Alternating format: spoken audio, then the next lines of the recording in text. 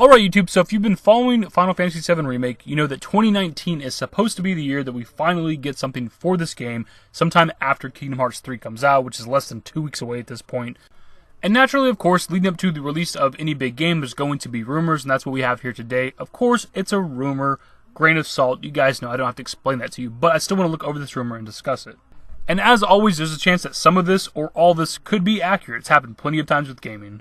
So what we have here is a post on Reddit referencing the original post from 4chan about a supposed planned event for April of this year. We're going to look at the Reddit post because 4chan is just disgusting looking visually. Big Final Fantasy VII Remake re-reveal event coming in April 2019. It's going to be similar to the Final Fantasy XV Uncovered thing, which they did in 2016, and take place in Tokyo this time, but also live streamed via Twitch and YouTube. Event is still getting planned, so I got not too many details as of right now, but here are all the things I know.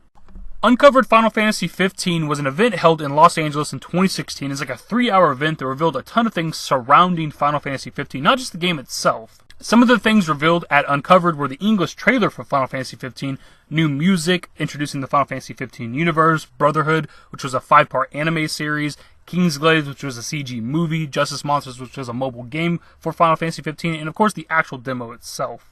So the first claim here with this rumor is that there's going to be an event like this for Final Fantasy VII this year in April, where they're just going to reveal a ton of things about Final Fantasy VII Remake, and if that's the case, hell yeah, dude, I'm all for that. Like, to be honest, it would almost make up for the time we've had to wait for this game if they dedicate an entire live stream, an entire event, to just showing us things for Final Fantasy VII Remake. It'd be pretty damn awesome. So the first thing on the list of claims is they aim for a length of about 2 hours for the show, which to me seems pretty reasonable. That's a decent amount of time. It is an hour shorter than what the live stream was for Final Fantasy XV's Uncovered event, but this is an established universe. A lot of what happens in Final Fantasy VII is already known. The next claim is reveal videos of every main character design throughout the show, starting with Cloud, Barret, and Aerith. Actually similar to how Smash Bros. Does it. First a little CGI trailer with their personal themes, and then a trailer that shows off how they play in combat. They all have their unique fighting style. So this one seems reasonable and makes a lot of sense to me. Every character in Final Fantasy VII fights completely different. They all have unique weapons. None of the weapons for any character is transferable to the others. Cloud uses a sword, Barret has gun arms, Tifa uses her fists and things like that, or gloves or whatever. So like each character is very, very different. So I could see them doing something like this, showing off how each of them fight, because Tifa's going to have to run up on enemies and punch them. And Cloud having a sword means he's a close to mid-range fighter, and Barret having a gun arm, of course, means he can fight from a distance. So it'll be kind of interesting to see if they actually do this. On top of all that, we've only seen a very small amount of characters. We've seen Cloud, Barret, Jessie, Biggs, Wedge, and Sephiroth in some key art, and we know that Cloud's character model has changed, so potentially all the character models have changed, so we don't know what anybody actually looks like, and we've never seen any of the other main cast, so this could be a good way to reveal them. Show them off in a CGI trailer with their main theme music, and then show them off in combat. Next up, explaining the combat and materia systems will be a huge deal in general. I don't really know that the combat system itself needs that much explaining unless there's just a ton of new features that we're not expecting, but it's pretty similar to the Kingdom Hearts games and of course Final Fantasy XV. It's just kind of action game. You don't really have turn-based anymore at all. As for explaining the materia system, that definitely does need explaining, because as we've seen with some past screenshots and some of the gameplay, materia is separate from magic now, which is kind of crazy because materia was your magic in Final Fantasy VII, at least the original game. So we need to know, for one, why it is different from magic. And we've heard from past interviews with Tetsuya Nomura in 2017 that the materia is more like a skill that you can use in combat, so maybe magic and materia are still both just materia, but the category of magic is like the magic materia, like fire, ice, and lightning or whatever. And then maybe the materia category itself is more like the yellow materia from the original game, where it's like enemy skill, steel, things like that. Either way, it does need explaining. The next two I'm going to put together because they're kind of similar. First up, environmental trailer with our first look outside of Midgar.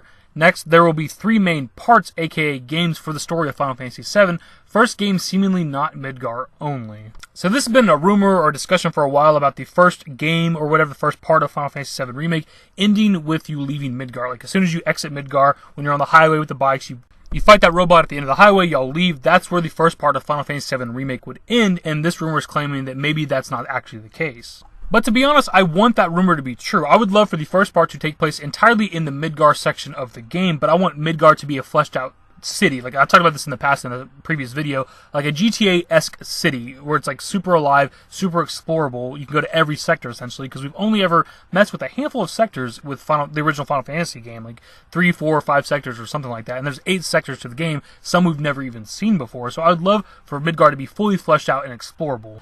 And one way they could actually do that is if the first part of the game takes place entirely in Midgar, so they don't have to worry about building the rest of the world, the rest of Gaia or whatever.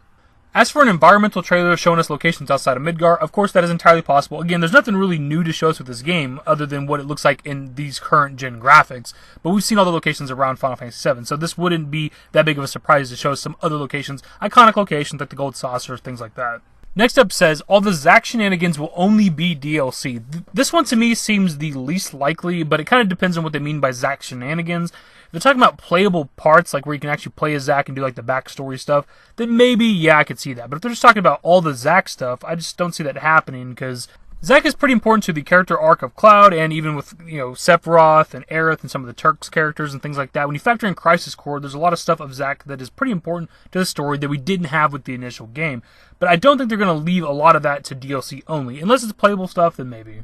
But we do know how greedy some game developers can be, so I'm just putting a little bit of faith into Square Enix on this one, but that remains to be seen, of course.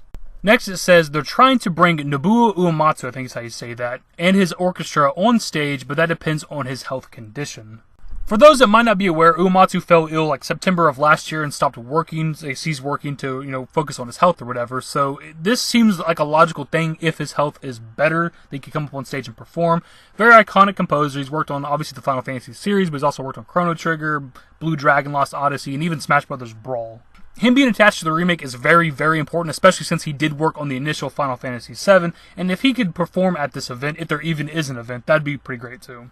Next up says, release date reveal of the first game at the end, late 2020.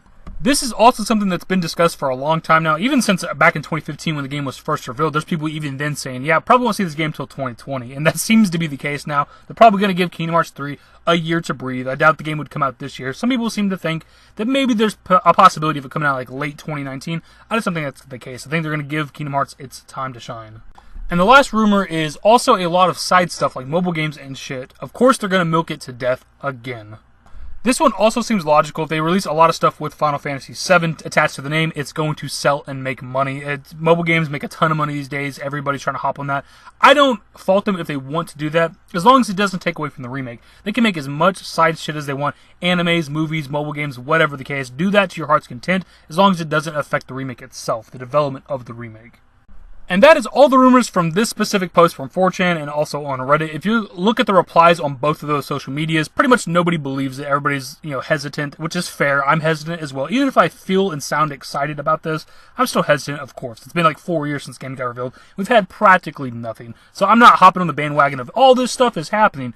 The one thing from this entire rumor that I think makes sense and might just happen is an actual event dedicated to Final Fantasy VII Remake. Let's be honest here, they did it for Final Fantasy XV, which was a game that hasn't worked for a very long time. But regardless of how big and popular Final Fantasy XV was, 7 is much, much bigger. This is one of the most iconic games out there ever in the history of gaming. So if they were willing to dedicate a 3-hour event to just Final Fantasy XV, I could see them doing something similar for Final Fantasy VII Remake. What exactly the event would hold, I don't know entirely. Character reveals do seem like a pretty obvious thing though.